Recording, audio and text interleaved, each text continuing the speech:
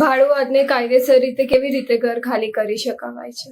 જો તમે ભાડા કરાર બનાવી દીધું, એનું રજીસ્ટ્રેશન કરાવી દીધું, ભાડેથી પ્રોપર્ટી આપી દીધી, પછી તમારે જ્યારે ભાડુઆતને ખાલી કરાવવાનું હોય ને ત્યારે તમારી પાસે રીઝન્સ હોવા જોઈએ, ગ્રાઉન્ડ હોવા જોઈએ. શેના માટે તમે ખાલી કરાવો છો?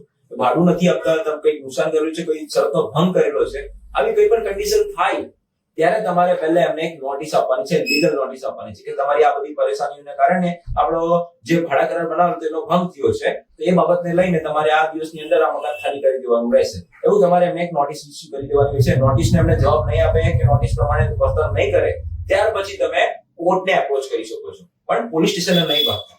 આ મેટર પોલીસ સ્ટેશનની નથી. પોલીસ વાળા તમને કોઈ હેલ્પ નહીં કરી શકશે ને પોલીસ વાળાની ઓથોરિટી પણ નથી હોતી. એટલે પોલીસ કેસ તમે કરવા જશો તો એમાં કઈ થવાનું નથી. ને બીજું ઇમ્પોર્ટન્ટ વાત છે કે તમે ભાડુઆતને હેરાન કરીને એના ઘરમાં જબરદસ્તી ઘૂસવાનો પ્રયત્ન કરશો તો તમારા વિરુદ્ધમાં પોલીસ કેસ થઈ જશે. પોલીસ તમારા વિરુદ્ધમાં એફઆઈઆર દાખલ કરીને તમારા વિરુદ્ધમાં કાર્યવાહી ચાલુ કરશે. એટલે આ ટોટલી કોર્ટ કેસ હોય છે, સિવિલ કોર્ટમાં મેટર દાખલ કરીને તમારે એવિક્શન કેસ દાખલ કરવાના હોય છે.